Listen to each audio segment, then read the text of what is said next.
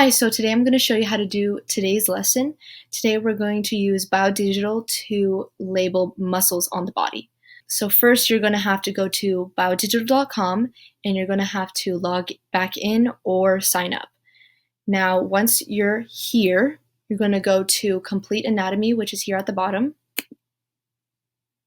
And you're either going to click on Female or Male Complete Anatomy. It doesn't matter which one. And then you're going to click on Edit in Studio, which is here at the top left.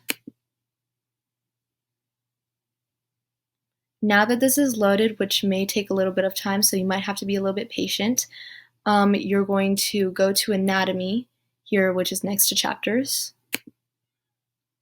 And then you're going to come down to Muscular System, and you're going to go to the three dots that to the right of it, and you're going to click on Isolate.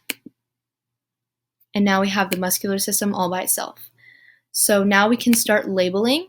To do that, you're going to click on the label, which is here at the top.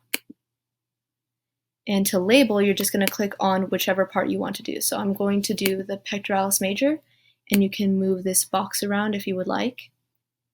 And now it's labeled, but we're going to have to edit it.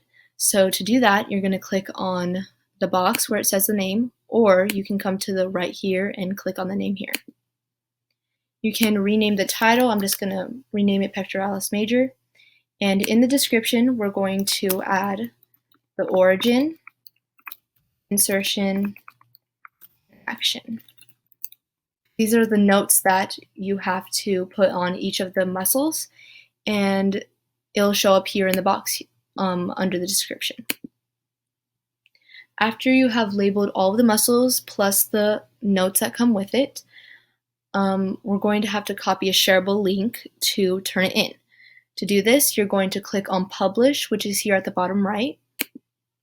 And you can rename the title if you would like to, but I'm just going to keep it the same, and you're going to click Save.